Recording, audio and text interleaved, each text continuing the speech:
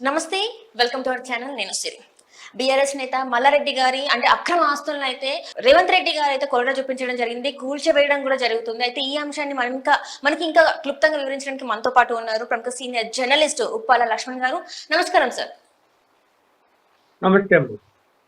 Sir, ఇప్పుడు చూస్తున్నట్టయితే రేవంత్ రెడ్డి గారు మన మల్లారెడ్డి అక్రమాస్తుల మీద కొరడా చూపించారని అయితే మనకి అంటే చూస్తూనే ఉన్నాం.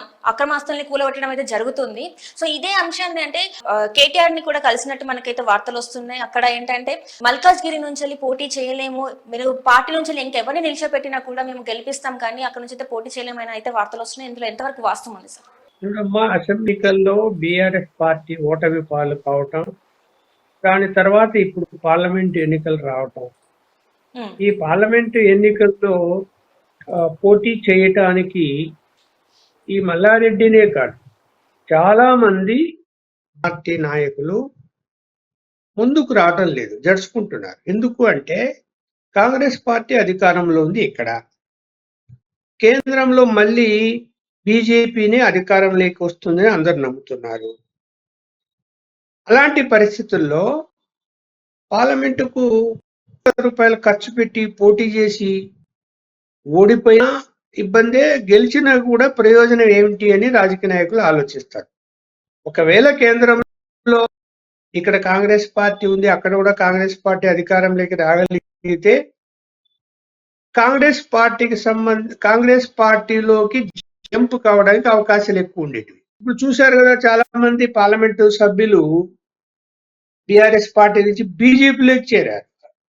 అలాగే ఈ రోజు కూడా రామ్ నాయక్ అనేటువంటి సీతారాం నాయక్ వరంగల్ పక్కన ఉన్నటువంటి పార్లమెంటు సంబంధించిన ఆయన కూడా ఇవాళ బీజేపీలో చేరుతుంది. అంటే ఇక్కడ ఏమైపోయింది, ఈ పరిణామాలు ఎలా ఉంటే కాంగ్రెస్ పార్టీ సరే, బీఆర్ఎస్ పార్టీలో ఎవరు హార్డ్ కోర్లు బీఆర్ఎస్ పార్టీకి, ఎవరు తప్పులు చేశారు, ఎవరు అక్రమాస్తులు సంపాదించుకున్నారు అనే దాని మీద కన్నేసి ఒక రకంగా అది తప్పే కాదని ఎవరన్నారు. కాకపోతే ఏంటంటే ఇది సందర్భం కాదు, ఎన్నికల ముందు సందర్భం కాదు.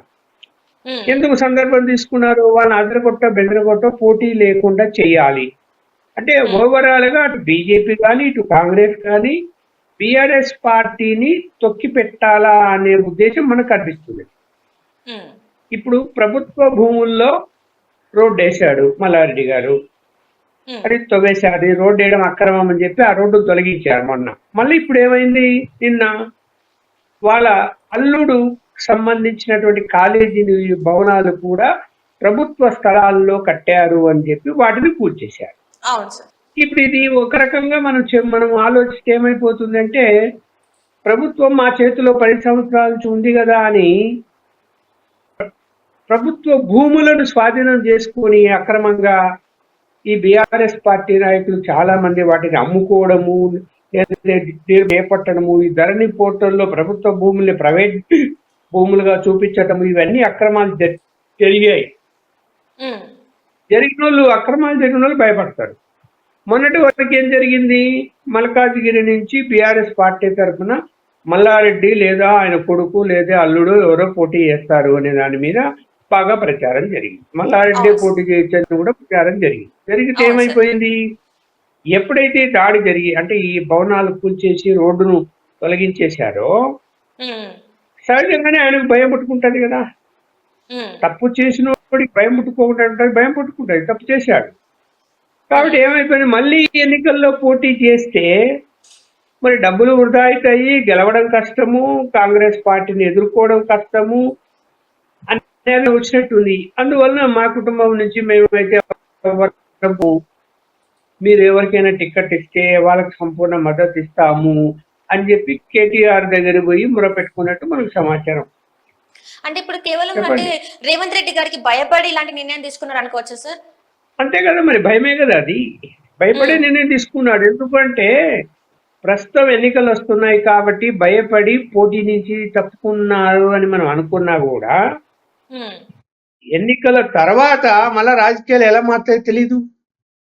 ఇప్పుడు చాలా మంది బీఆర్ఎస్ పార్టీకి సంబంధించినటువంటి శాసనసభ్యులు రేవంత్ రెడ్డి గారిని కలుస్తున్నారు.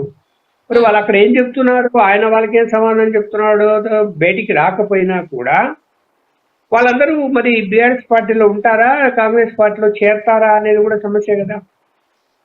ఇప్పుడు బీఆర్ఎస్ పార్టీలో వాళ్ళు ఎందుకు చేరాలి అంటే, ఎందుకు వాళ్ళను ఒకవేళ వచ్చినా కూడా తీసుకుంటారు అంటే, కాంగ్రెస్ పార్టీకి పూర్తి మెజారిటీ లేదు, ఓన్లీ నలుగురు మాత్రమే ఎక్కువ ఉన్నారు.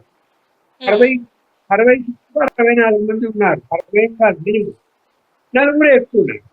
ఒకవేళ కాంగ్రెస్ పార్టీ నుంచి చాలా మందిని ప్రయత్నం చేసి లేదా ఇచ్చిన పార్టీలోని తగాదా వచ్చి ప్రభుత్వాన్ని ఏమైనా పడగొట్టారేమో అని భయం ఉంటే, ఆ భయం తొలగాలి అంటే అభద్రతా భావం లేకుండా పోవాలి అంటే ఆ నలుగురితో సరిపెట్టకుండా బీఆర్ఎస్ పార్టీ నుంచి వచ్చేటువంటి వాళ్ళని ఎక్కువ సంఖ్యలో వచ్చే వాళ్ళని తీసుకునే అవకాశాలు కూడా మనకు కనిపిస్తున్నాయి. ఎందుకు ఒకప్పుడు కేసీఆర్ కూడా అదే పని చేశారు కదా, కాంగ్రెస్ పార్టీలో ఉన్నటువంటి మొత్తం 12 మంది శాసనసభ్యులు తీసుకొని ఆ పార్టీ లెజిస్లేటివ్ కమిటీ లేకుండానే చేసేసాడు కదా, విలీనం చేశారు కదా.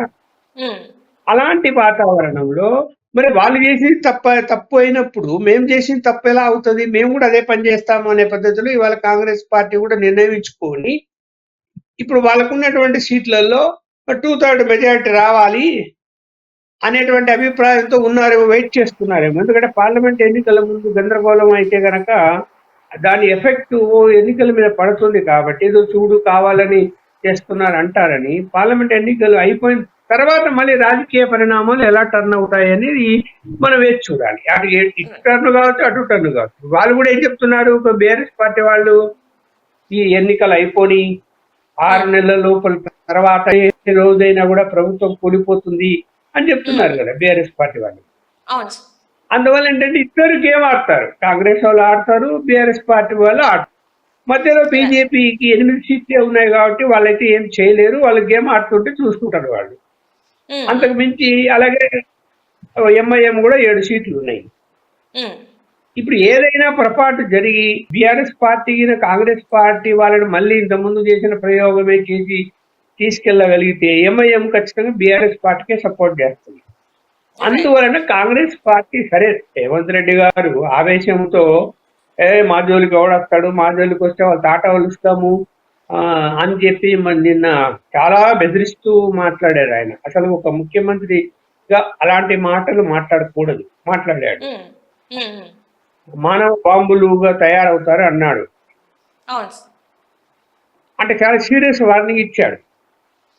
మరి సరే రాజకీయాల్లో ఎవరు సీరియస్ వార్నింగ్లు, కేసీఆర్ కూడా చాలా సీరియస్ వార్నింగ్లు ఇచ్చారు, కేటీఆర్ కూడా ఎన్నికల ముందు చాలా సీరియస్ వార్నింగ్లు ఇచ్చారు, అవేవి పనిచేయలేదు.